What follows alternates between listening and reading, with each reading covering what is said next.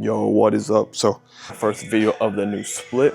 That's actually what I'm going to talk about right now. So, but now is going to be just focused on overall growth, trying to grow my back, my legs, my chest, my arms, my everything.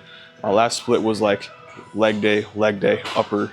I'm sure I remember lower, upper, lower, upper, and it was just crazy. I hit legs so much in the past like year. It's crazy, nuts. So like now I have legs every like 4 or 5 days, and it's like such a massive difference. But it's nice being able to get some more upper body pumps and not only ever working on my legs. So that's been awesome. But it's a push pull leg. My main focus is growing my back because you know when you have like a genetically wider waist, you got to grow your back. You need bigger lats, bigger legs to create more of an X frame. That's kind of the whole goal in classic bodybuilding and bodybuilding in general is to have tiny, tight waist, big lats, big quads, look like an X. But when you have a wide waist, you kind of have to work with what you got. Doing a lot more like direct shoulder work, which is cool. Like there's not a better feeling than having a good veiny delt pump, but doing some like overhead presses and stuff like that again. So that's pretty cool. Today my session is gonna be a push day, chest focused push day. Starting off good old cable flies as always. I always suggest starting a push focus day or a push day in general with flies or some sort of movement to really get the shoulder joint warmed up, get the chest warmed up before you go into some kind of pressing. You can maybe even do like a dip or something, but just something to get this whole area really warm and loose before you go into any pressing so you don't hurt yourself. And if you're trying to grow muscle, you don't need to be pressing all the weight in the world. You need to be feeling the muscle, and doing something like a dip or a fly will have you being able to do that a lot better. Also trying a new grip on this, which is gonna look a little science-based, yada yada, yappa, but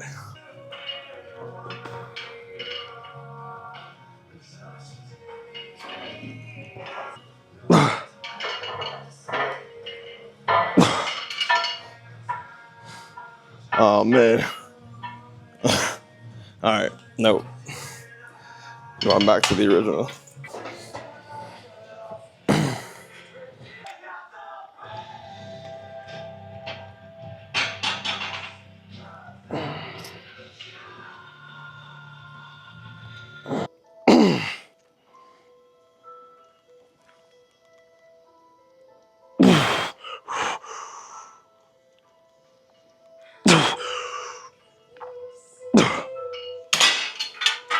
Being well fed and training when you're well fed and training in prep needs to be studied in a lab. It's like crazy. Like you think so much clearer, you can feel the muscle so much more. It's ridiculous. I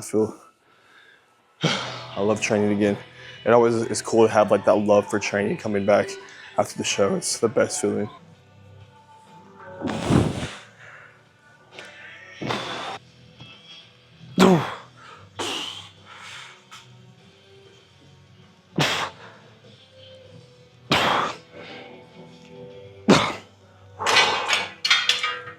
Wrapped up the flies, moving on to our first pressing movement, which is going to be our all and beloved converging flat press. I always like going from a fly to a press on my chest days. Get good pump in the chest. My freaking yiddies are pumped. That set of like 18 or 20.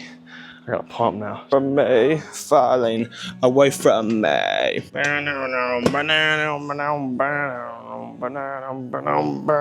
My guys waste like 20-30 minutes of the gym warming up for every single lift they do. I think the best way to warm up whatever is to warm up good with a lift like a fly. And then every chest movement that you do after that, like for me, if I'm gonna do like 190 or whatever, I may hit 175 for like 2 or 3 reps. I may hit 190 for 1, and I'm going. A good primer movement like a fly, and then every time you go into a new movement, just touch the weight a little bit and go. Being back in a good state training and back in my little growth phase, you know, it's coming back. The old notebook.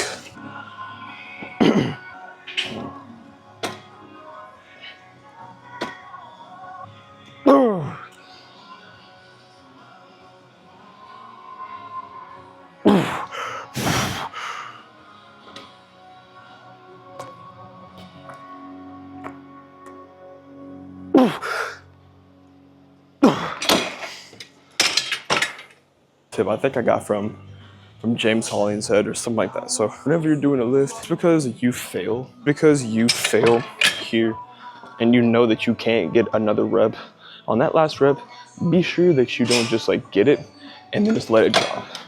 Even though it's going to be a small, minute gains, every little bit of gains that we can get in this time and age is worth it. So let's say I'm going up rep 12, boom. I know I can't get another rep. Control it really good back. If you know it's gonna be your last rep, that kind of stretch on that last rep when you know you failed at the top, you can always squeeze a little bit more out of each set when you control it back on that last rep. Little things like that will add up over time, I promise. So say I'm going 12. I know it's my last rep. Control it as much as you can on the way back. Boom. Then your set's over. On EAAs, code Maddox, link in the description.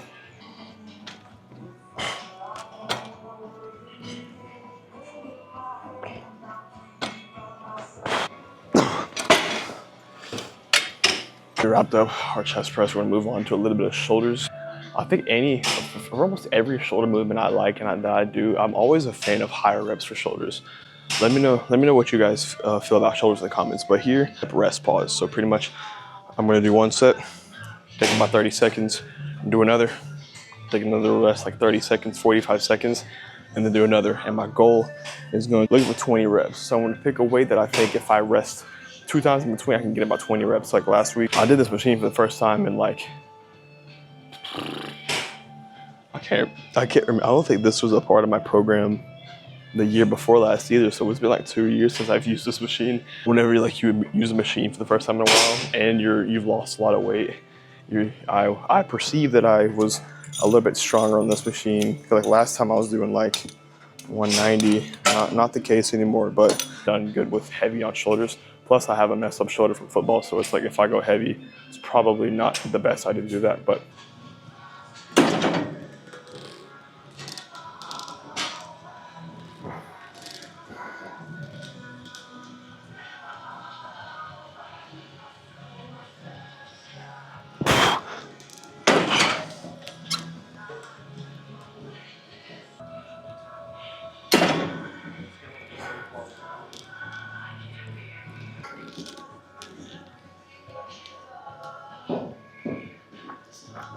pretty much in other words. So this is gonna be a little bit of a, I think y'all may have seen this in like some of my older videos or something like that. The cable crucifix is what my coach calls it, but it's just cable lateral raises. Like viral video on Instagram. It had like 80,000 views or something like that. And it was literally me just getting flamed for like the entire comment section because I was like, use this one workout to blow your delts up or whatever. Dude, I got flamed like so badly. They're like, I remember one guy told me like kill myself, I think, and I was like, whoa, over cable crucifix, sheesh. But I think it's smart to work on doing dumbbell laterals first, like really mastering how to do those first, and then moving on to something like this. But if you're just strictly trying to grow your delts, I think it's a lot better to do some kind of brace movement like this, because whenever you're doing dumbbell laterals, you're a lot more apt to like swaying, cheating the reps. And on this, you're locked in. You have a bench. You literally can't cheat it.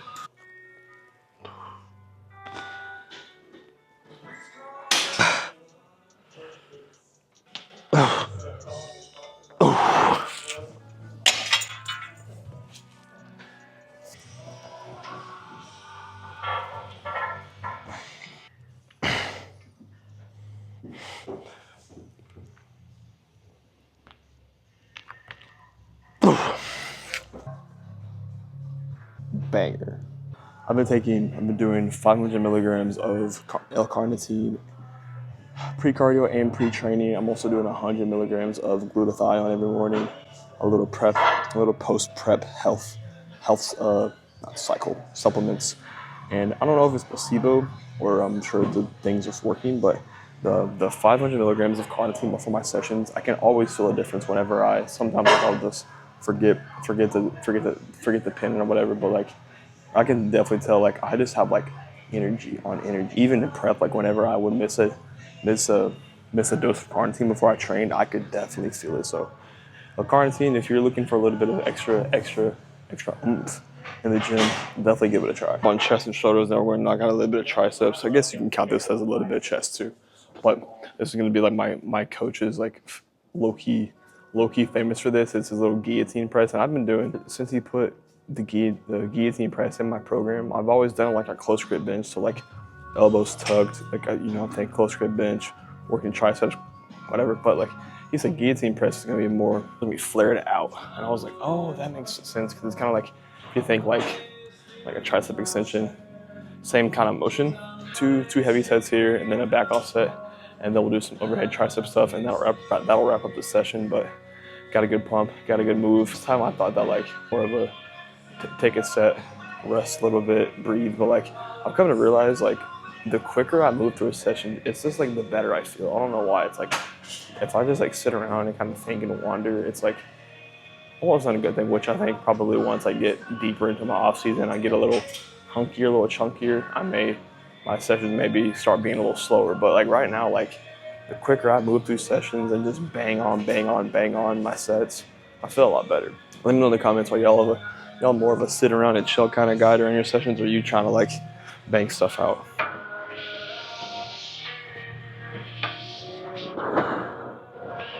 Oh boy, it's a lot different. You know, that little like week-long stint where I got to do whatever kind of training I wanted to, just kind of go mess around in the gym. Cool. I don't see how anyone could like sustain that and make progress. Better to have a set workout plan that you know exactly what you're doing when you go in the gym. Like I think about it, like imagine a football team going into a game and just being like, we'll run a couple pass plays, a couple run plays here and there, maybe punt to feel like it. You know, it's the same exact thing with the gym. When you go in with no plan and no structure, you're just gonna be dilly-dally and dicking around with no idea of what to do. I'm always gonna be an advocate for finding the exercises that you like to do, that you can make progress with, that you write down in your notebook, write down on your phone, your notes app, whatever it may be, and have that set every time. So when you get into the gym, there's no thought being put into the session itself. It's only being put into the effort into each rep, every set, and all that. Think of it as like mental XP. It's like if you spend all that time, all that energy worrying about what you're gonna do next during your set, and you're not focused on killing your set, it's like you're taking away from it. You're wasting your time basically. It's kind of screwed me up. I did not think I would be so weak on that. Last movement of the day, we're gonna be doing a single arm overhead tricep extension. Man, it's always such a nice feeling after doing a split for a while, doing some new movements like I said earlier. But this one we'll run 3 sets, about 15 to 20 reps, higher reps like always, and then that'll be the session. Get a little pump check, get a little physique check going, and then get our 20 minutes of cardio wrapped up as well.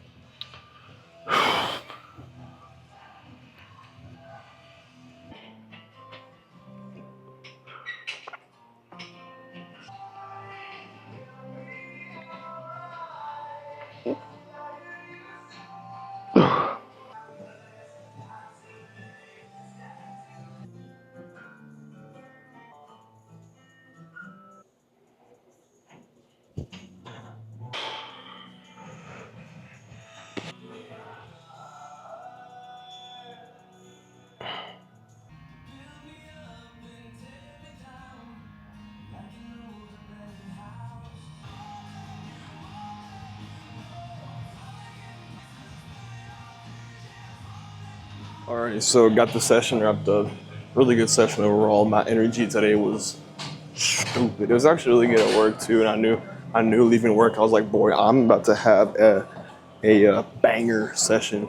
At Walmart today, our Black Friday sale started, so the store was absolutely rebonkulous. But got in here, got a good session, got a stupid pump. I'm sure y'all got a stupid pump that y'all just saw. That was nice. But for cardio right now, I'm just doing 20 minutes post-workout, and then I do 30 minutes fasted, which I'm going to do 30 minutes fasted for all the off season. I think that doing cardio through your off season is such a good idea, not only for like keeping your calorie expenditure at a good rate as well, but good cardiovascular health is just important for your sessions, because if you're not doing cardio and then during your sessions you're getting gassed, you get halfway through a set and you're like, because your cardio health is so bad, you're gonna have insufficient sessions. And if you just kept a little bit of cardio in, you can have a lot better workouts. So no matter what day it is for me, I'm gonna do 30 minutes fasted cardio for step count, for my cardio, and just for like a little bit of like zone out time, because a little 30 minutes really ain't that bad.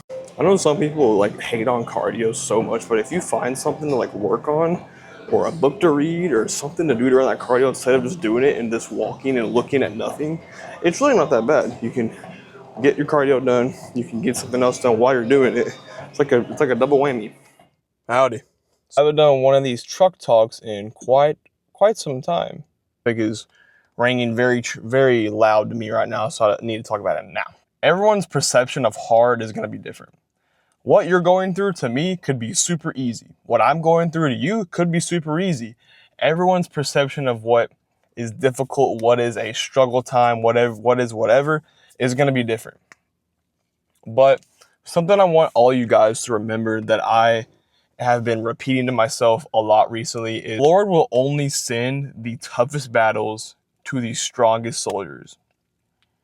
You have to have enough confidence and a little bit of ego in yourself to be like, yeah, I'm that guy. You have to look at the challenge that God sends you, like, yeah, I can handle that. I'm not gonna break. Because that's the whole point in God sending hardships, God sending hard times, God sending challenges to you, is He's trying to see you break. That's how I look at it. He's trying to make you break and realize how much you need to lean on Him through life for His guidance. God's sitting up in heaven is like, all right, bet. Let's see if he breaks under this. And he throws down an event.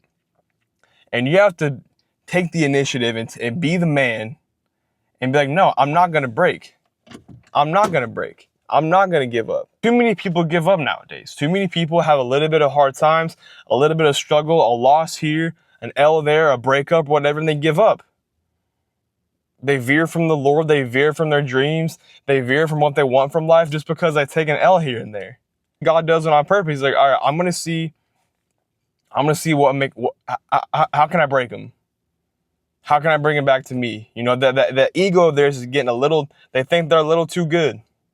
I'm gonna throw them a hard event, see what they do. Oh, they broke. And where is that gonna lead them? For me, it led back to God. It led me back to Jesus. You know, that's why I'm so adamant about, if you're going through a hard time, realize it's a test to see if you're going to break. Don't break. And if you get to a point that you think you're going to break, you know you have someone to lean on, and that's God. That's the Lord. That's the whole reason He's sending you that hardship, is to force you to realize that you need Him.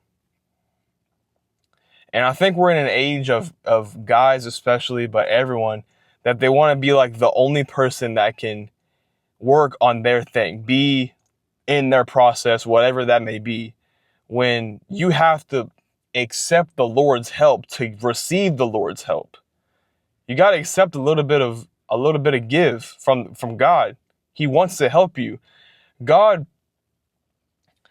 pours life and love into the random flowers that are going to die in the winter, or the random birds that have no real significance on this earth. Imagine the love that He could give you, His child, His disciple, one of Him. We all have a little bit of God in us. He wants to help you, so allow Him to. The main point I want to make with this is hardships are just a test. It's not the end of the world. Whatever hard time you're going through, it's going to be over eventually. The time will pass. You know, I'm sure you've heard it a million times. The time will pass. You'll either learn from this, you'll go through this hardship, you'll fail, and then you'll know what to not do, and you'll learn. You'll either get through it and you'll be successful and it won't hurt you, whatever. But you're going to get through it eventually. So just remember that. This doesn't last forever. Hardship, no bad time, no breakup you're going through could be more painful than getting to the end of your life and realizing that a couple hardships, a couple bad events allowed you to turn away from God. And you get to the end of your life and you don't get to spend your eternity with Him. At the end of the day, you got to remember that. You've got to remember the bigger picture. You know, all of our goals on earth, you know, seem Like they take all of our attention, which for the majority of us they do. But it's always something you should do to reel yourself back into the bigger picture. And that's something that helps my mental health whenever I'm stressing about like business or bodybuilding, money, whatever it may be. Yes, you need to be focused and, a little bit stressed about it, I think is good. But being able to pull yourself back to the real purposes, the real meaning of life, and that's spreading God's word. That's bringing as many brothers and sisters on earth to back home to the Lord as we can. That's the bigger picture, and that's something that you should always be able to reel yourself back into and focus on, bringing some peace. But I'm done with the sentimental, inspirational talk, and I'm gonna get home and eat because boy, I am starving. But I hope y'all enjoyed the video. First training video back. First training video in a couple weeks actually. So hope y'all enjoyed that. New split's going good. Any questions I have about training, nutrition, bodybuilding, fitness, health, whatever, drop a comment, shoot me a DM. If you want to work with me one-on-one coaching, I got a form in the description and in my bio if you want to fill that out. If you're looking to get shredded, looking to get jacked, looking to get lean, whatever it may be, whatever your goal may be, we can always work together. I'm going to wrap up the video there. God bless you guys who are watching the videos and supporting. Like I always say, your support means more to me than you'll ever understand. Like, comment, subscribe, send it to your grandma, do all that cool stuff, and I will see you guys in the next one.